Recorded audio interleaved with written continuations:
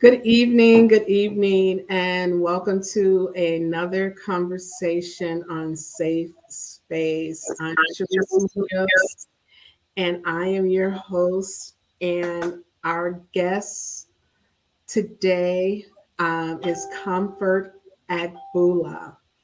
I just would like for everyone to remember that Safe Space is a conversational panel that is intended to be free of judgment, free of harassment, and free of emotional harm. We ask that you keep an open mind and be receptive to different perspectives. Um, as a reminder, I said for February, which is Black History Month, I wanted to have a theme of love and perseverance. And so we're continuing with that this week with Comfort Agboola, such a beautiful name. She is going to share with us her plight as she has created a literature curriculum. She is an educator in the public schools, and she has lots of accolades and lots of awards that she will share with us. So we're going to go ahead and get started with this conversation. Comfort, go ahead and introduce yourself to us. Okay, I think she's frozen. Oh no. Give us 1 second here. Let us.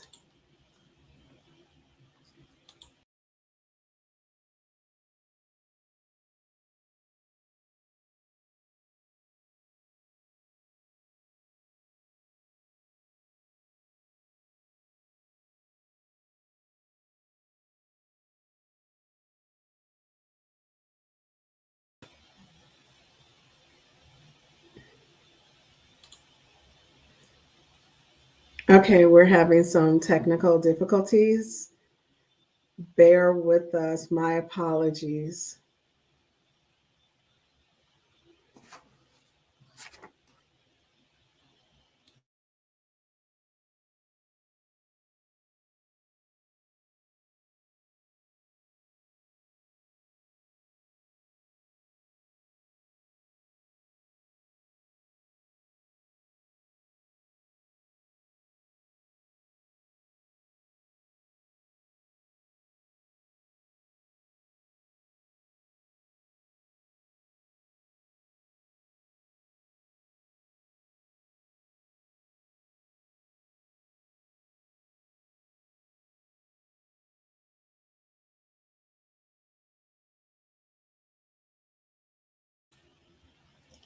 Okay.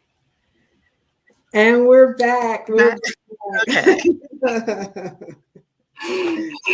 Okay, technical. I was having the technical difficulties before. Now it's past, but it's all good. It's all good. Okay, so now go ahead and introduce yourself. Hi, I'm Comfort Agboola. I am a CPS teacher. This is my 9th year teaching. And I am also an educational consultant. Back in 2018, I started my company, Lit in Love. And then it just connects to my love of literature and my love of teaching. This is my first full year taking on this business and starting it. So I started off with the curriculum that I just used in my classroom from 2018 to present day. And I decided to start putting things on Teachers Pay Teachers first. And then I started my own website and just building a small business in midst of a pandemic. Now, before we go any further, what made you want to start your own business during the pandemic? So I had a lot of time at home. I wasn't going out anywhere. And I just thought there was an avenue for literacy curriculum that was adaptable for any student in any classroom. And I decided that I can add to that area. Normally, what I see, there isn't very much diversity in literacy, diversity in writing. And in my classroom, I saw that diversity. And I wanted to show other teachers, one, how to amplify their voices as writers, but also help their students find the tools to amplify their own voices. Now, what discrepancies besides diversity had you experienced with your students and the different writing curriculums that you have used prior to creating your own curriculum? So a lot of the times it dealt a lot with idea generation. So those first steps. And I felt that students needed a little bit more scaffolding and also space for their own life experiences. A lot of the topics dealt around things that didn't necessarily connect to my students culturally. And I wanted to have a space where they could journal and write about things that they cared about. Now, with that, how is it that that plays such a big impact with students actually benefiting from writing, seeing themselves in the curriculum? How does that benefit them? So I feel that writing starts with joy. You have to find a place of joy when you're writing. So many students, especially emergent writers, struggle with putting the pencil to paper or even getting started on their computer with their ideas. But if you are passionate about what you're writing about, if you really enjoy sports and you want to start writing about sports, well, start writing about sports. If it's a list, if it's a story, but as long as you're writing, it could be that you're writing a sentence for the first day, and then you start adding more to it, and them seeing that progress and also being able to share their stories with their peers and knowing that it doesn't have to be perfect to start off. I think that students, when they think of authors and they think of writing, they think it has to be perfect. Right, that one huge piece. Now, you talked about writing with their peers. Why is it so important for our students to actually learn from each other, whether it's with writing or math or science? It is so important that they're grouped together. So why is that important with writing? So in writing, it's community. If we think about storytelling, I think about my grandparents and my great-grandparents telling me stories. That part of community, that part of connection, students still need that. We still need that as people. And especially coming out of a pandemic, we really need that. So them being able to share their stories, share their words with their peers, and get that positive feedback. Oh, that's great, because I'm thinking about in my classroom, I have when students are critiquing each other, I tell them, okay, we're going to do a push and a praise, a push and a praise. So, having that feedback of telling them what they're doing wrong, but it's also important for them to understand what they are doing right. Not everything is going to be perfect, but with the rough drafts, and sometimes students think that rough drafts is just one draft, and they start to understand, like, okay, this is going to be a process. Well, I have to mull over all of these different edits. So with your curriculum, how does that make room for students to do their own editing, or is it essential that they'll have someone else doing that, or are they also able to self-critique?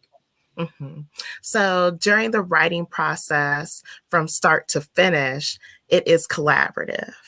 Okay. So even in the brainstorming portion, students in my class, they do group brainstorms where I Mhm. put a timer up, put some music on, and they talk with each other about everything they want to write about. Oh wow, that's pretty interesting.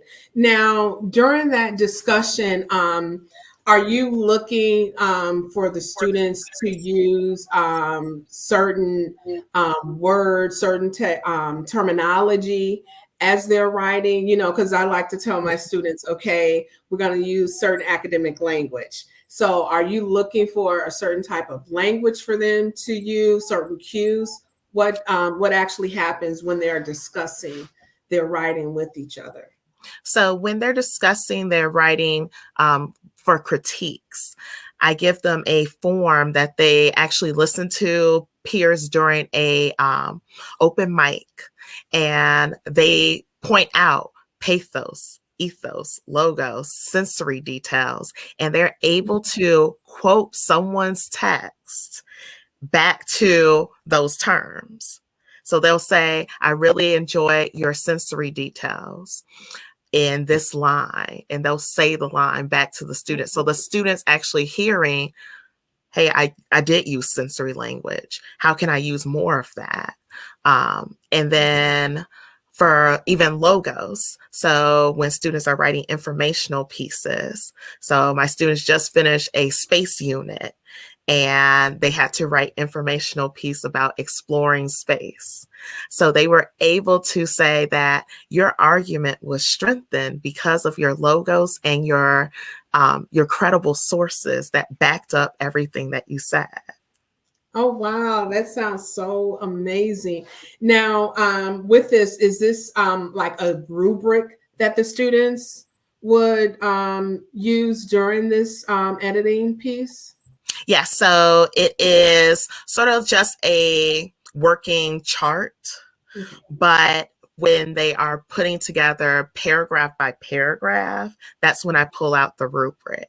So they have a paragraph, a rubric for their introductory paragraph, a rubric for your body paragraphs, rubric for your conclusion. And so they are writing each element piece by piece and getting feedback throughout every stage. So not just when their paper is all done and someone's reading through it, it helps the writer and it helps the reviewer to get more detailed feedback, and it's focused. Okay, wow, that is so interesting. Now, with that, there's a lot. Now, I'm in math, so it's a little different in my classroom where we have a lot of formulas. But sometimes there's controversy within the um, writing field where do teachers use formulas or does the writing come natural? And how do you feel about that? So, with like emerging writers, I do use formulas. Okay. So, I prefer like race, but I know that in science they use CR. So, but those things help students understand that they need to have a claim, they need to have evidence, they need to have reasoning.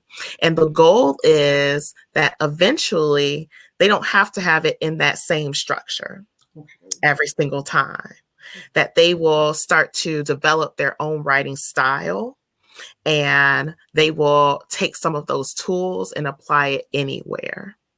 Oh, okay. Okay. Very good.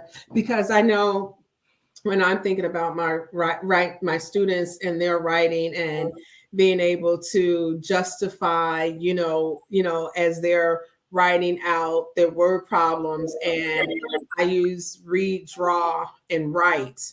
Mhm. And so I'm telling my students, okay, first I want you to visualize the word problem. So when they have their word problems in front of them, we do 3 reads. So the first read, I take out all the numbers and I want them to like visualize what's going on.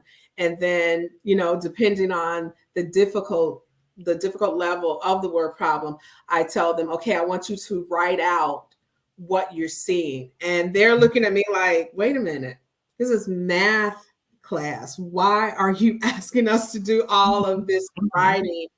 And so, students think learning is so isolated. Mhm. And so when you have your writing curriculum, how can that transfer over into, say, like a math class? Mhm.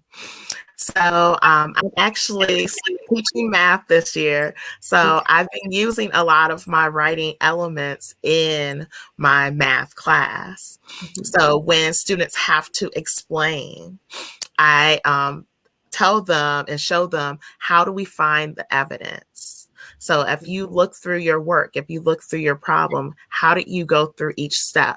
And one thing that I do still is do the turn and talk. Talk to someone about it before you start writing it out. What are you thinking? Have a spokesperson speak for your group, or what did you all determine? And then let's look at what sentence stems we can develop together. Mhm. And then they start writing out their explanation. Right. So even with any process that you have in the classroom, that writing element, that collaboration is part of the learning process. Okay, great. Because I know I would use sentence stems, and I'm like, it's okay because I'm not a writing teacher, but I rely heavily on sentence stems. I was like, if you can't think of what to say, I was like, you look at these sentence stems, and then you build your Mhm. thoughts off of these sentence Yeah. stems. Now, what can we do for our reluctant writers? Because I have reluctant writers in my math class. They have like a fear of picking up the pencil to write. They'll solve all the math problems, use all the right algorithm. They can even explain the Mhm. process. They have a conceptual understanding, but when it comes to picking up that pencil to actually write out their claim, it's like a fear that comes over them. Mhm. What can we do about that? So I've had quite a few reluctant writers over the Okay. years. And one thing that I've used before is a tape recording. So sometimes students worry that their idea isn't solid enough for paper. And you can tell them that, but I'd rather show them that. So having them listen back to their own explanation of a problem can help build that confidence. And they can pause it, start writing down some of the things that they said. That is something I'm definitely taking back with me into the classroom. Okay, record. Yeah, okay. Wow. That makes sense. That Mhm. definitely makes sense because I have students with my work problems. I'm even like, okay, what do you see in your head? All I want you to write down is, what are you seeing? What, Mhm. Tina is going to the store and buying a bag of oranges. She bought 5 pounds. Tina's at the store buying oranges. What do you see? Mhm. And just write that down. And they're frozen from it. So to Mhm. have them to record them with that, and then allow it to play back, and they can Mhm. write down what they're hearing. That's awesome. It Yeah, makes a lot so of sense. yeah, because sometimes reluctant writers have all the ideas in their head, but they're moving too quickly in their mind, and they just need to get them out on paper quicker than they can write. Right. Mhm. Exactly. That makes a lot of sense. Now, with math, we have a lot of procedural fluency, making sure that the students are accurate and efficient in, their math understanding. Mhm. What type of fluency does it entail for literature or writing? Mhm. So, as far as becoming a fluent writer, Mhm. um, that is a lot of teacher demonstration. Mhm. So, teacher demonstrating writing styles, using mentor texts, grammar instruction, and not just isolated grammar instruction, but grammar instruction with students writing.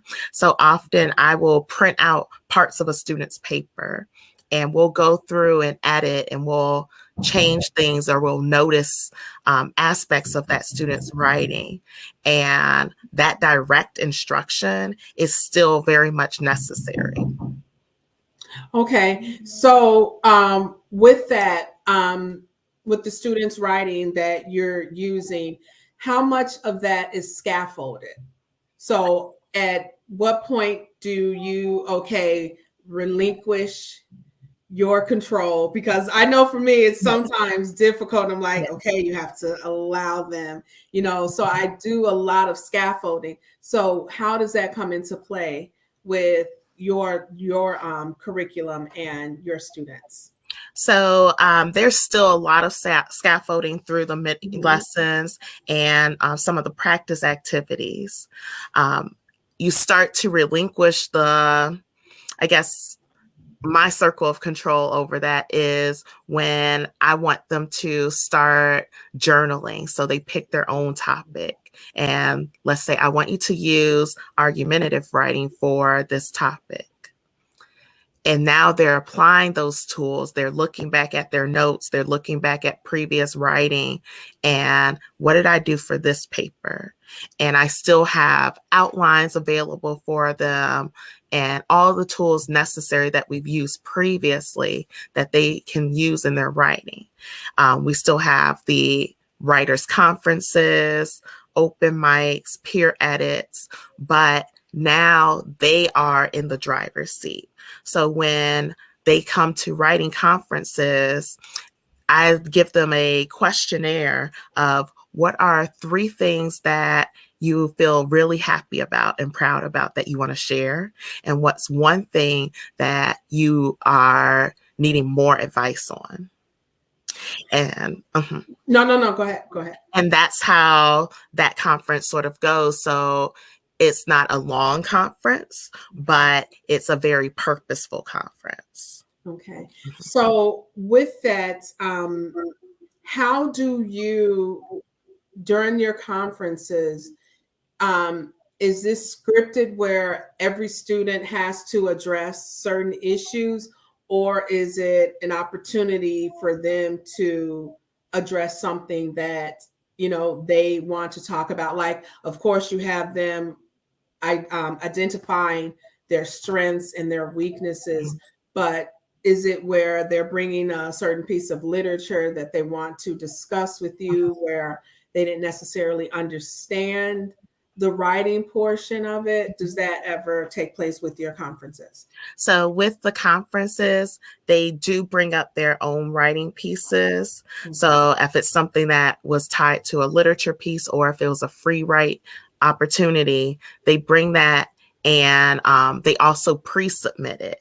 So they send it to me and I have a chance to read through it prior, and then they come and they read a portion of it to me. And we talk about what did they feel went really well about writing this. How are they doing through the writing process? What's something that they really want to focus on? And having those questions and them knowing those are the questions I'm going to ask in advance really helps sort of break down the nerves about having a conference. And then they also have a guide of the 6 writing traits that, okay, maybe you want to focus on ideas, so they can check off the ideas box. Or if they're a little bit further along and they want to focus on conventions, then we can look at conventions. Oh, okay. Now, with this, how important is structured writing versus free writing? Allowing them just, I have ideas that I want to go ahead and record down. So I leave space for both in my class. So I know that structured writing, that's probably what they're going to be doing for most of their academic career. But I also know there's this space to just write. And so at the beginning of class, they usually have like 10 to 15 minutes of free writing. Students that struggle with ideas and prompts, I put up 4 options for them and a reminder of those scaffolds. So if we're doing argumentative, I put a little tip. Remember this racist strategy, or remember this for vocabulary. So I even embed some vocabulary or math content in those prompts so they can have a choice of that. Or if they've been writing on a piece or particular piece of their own, they can continue that during those 10 minutes. So every day they have a moment to just write for themselves. Oh, okay. That's okay. So basically, your do now is just like a free writing piece. Yes, yes. Okay. Okay. That's what I'm thinking about. Because in math, we have, this is your do now. So, try to solve Mm-hmm. this problem. Yeah. Okay. Okay. Now, poetry.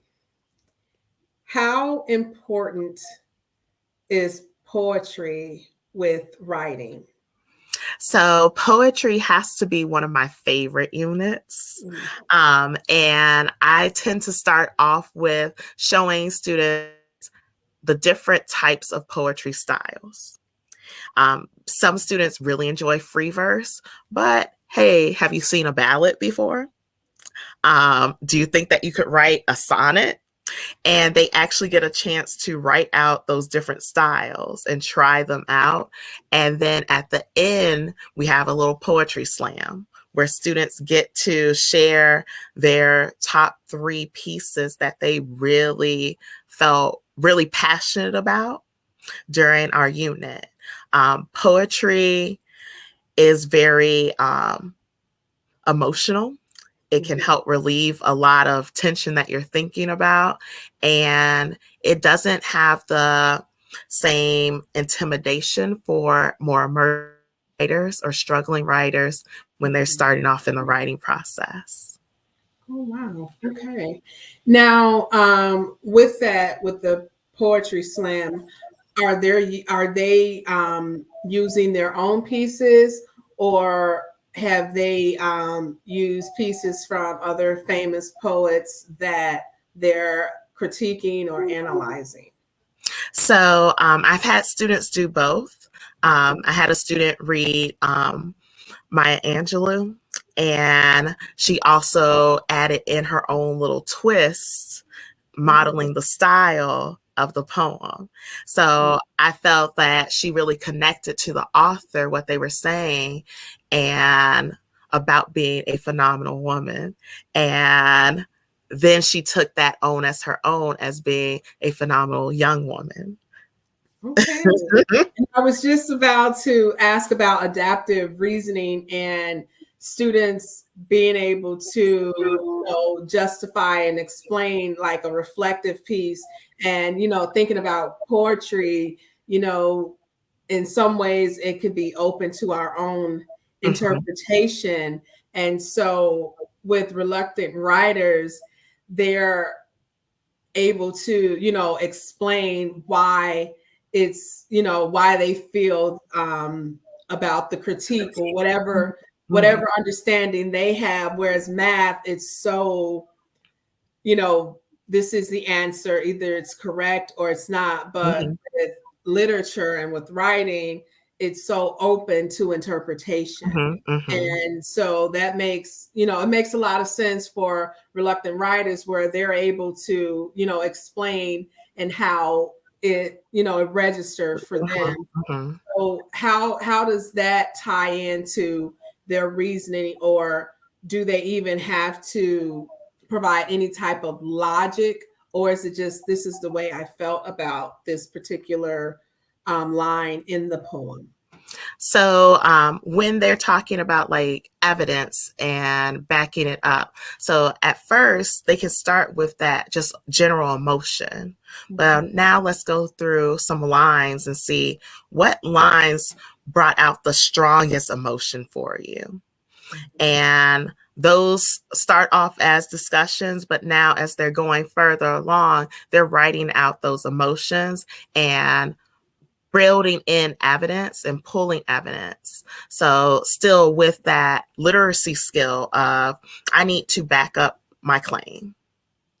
If I say that this poem made me feel angry, what in that poem made me feel angry? Okay. So there's still certain type of justification that you're going to have to articulate through your explanation as to why Mm-hmm. you are feeling a certain way about a certain line Yeah.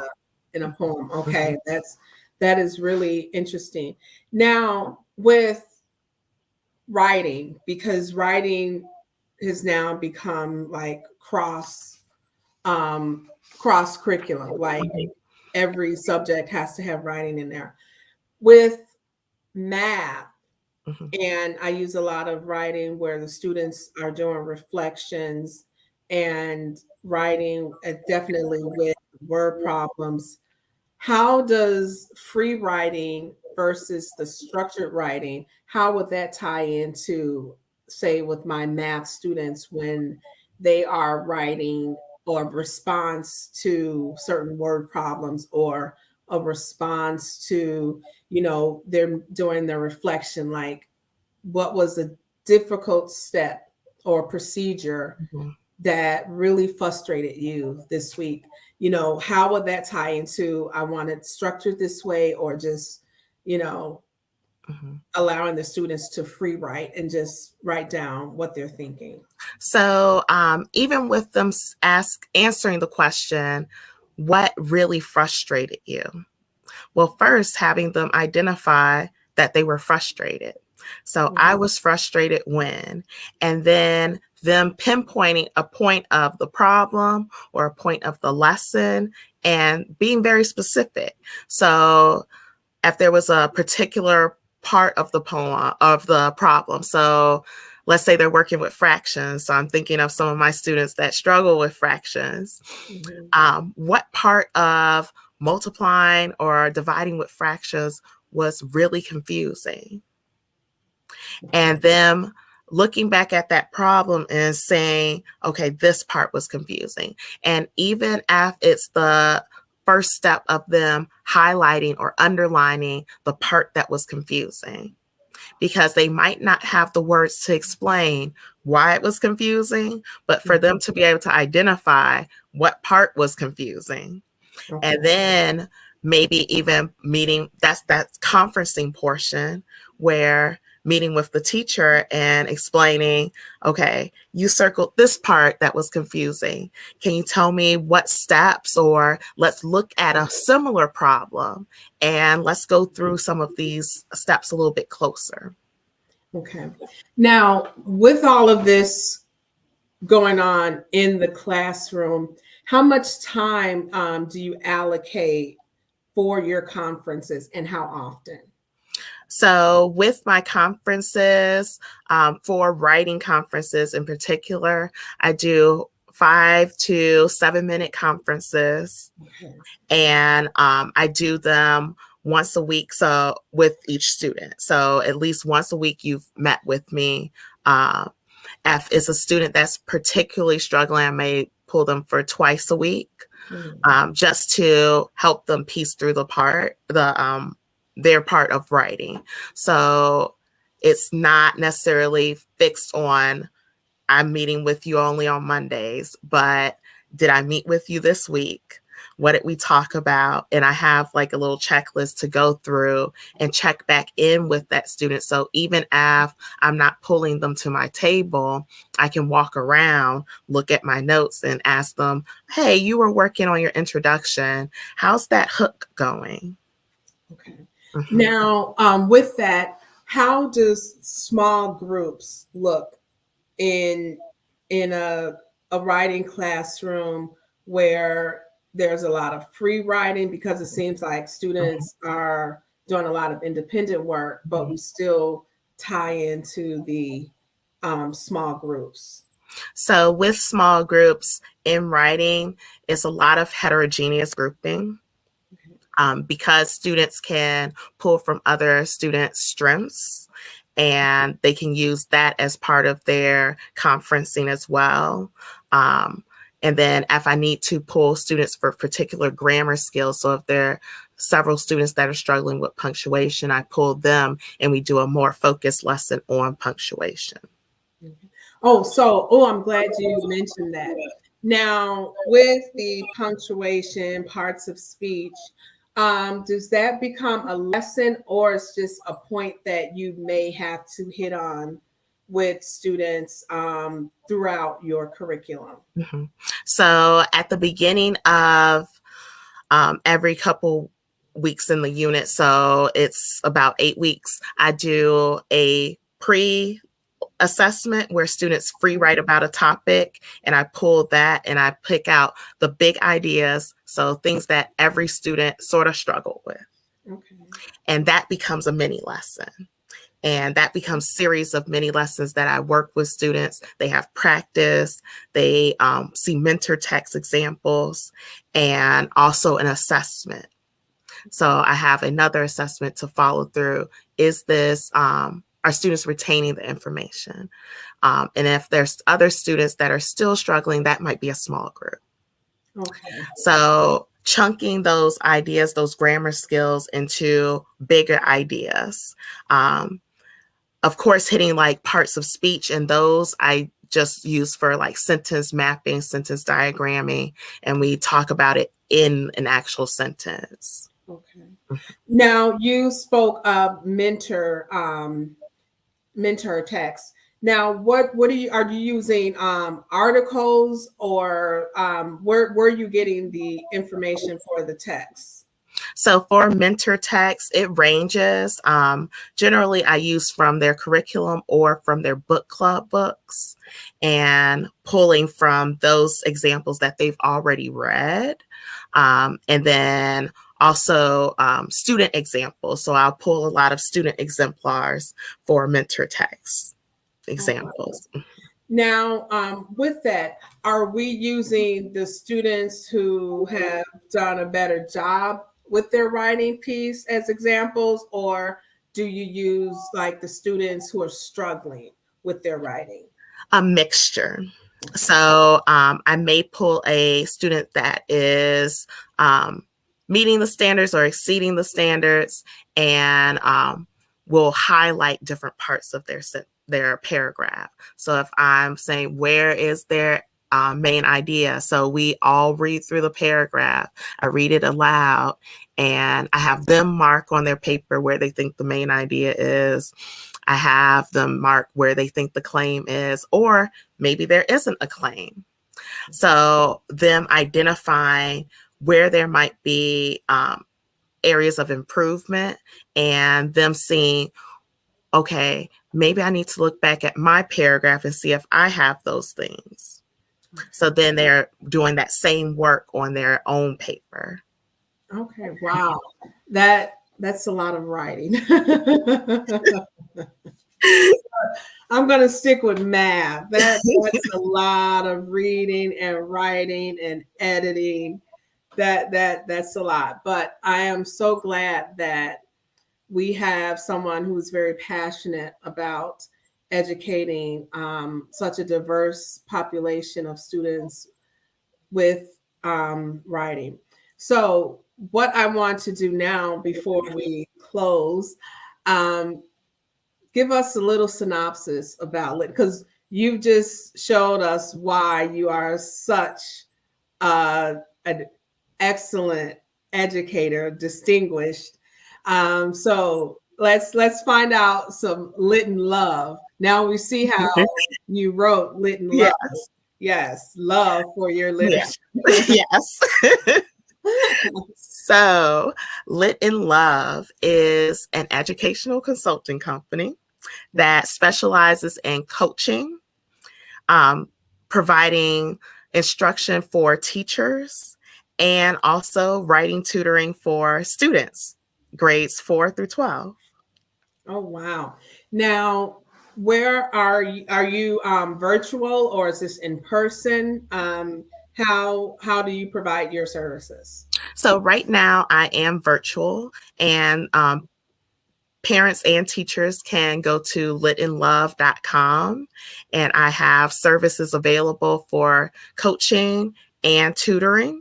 Also, schools and school districts that are looking for writing consultation can also find resources there and coaching opportunities. I'm typing this in the text. So litandlove.com.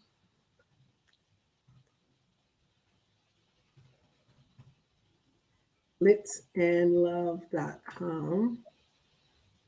Okay. Okay, there we have it.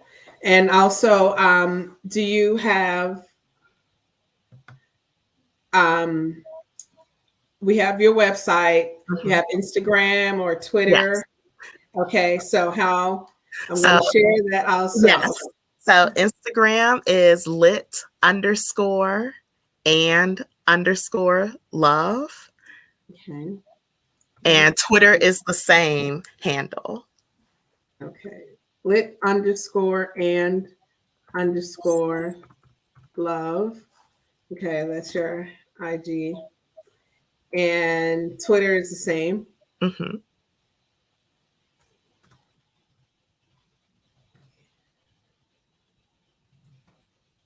And I do respond to DMs. So if you have questions about writing or reading skills, feel free to send me a message. Thank you. Thank you. Thank you so much. This has really been an interesting conversation. And although I do teach math, I have a lot of ideas that I will definitely be taking back to my classroom, especially with the tape recording my students, showing, just having another support for my reluctant writers. And I want to thank you for taking the initiative to create a curriculum for diverse students, seeing a need that is there, because I know I teach in Inglewood, and some of the word problems the students, we are reading about a farm, and the students are like, what's a tractor? And, what do they mean by certain terms? And I'm like, oh, yeah. Yeah.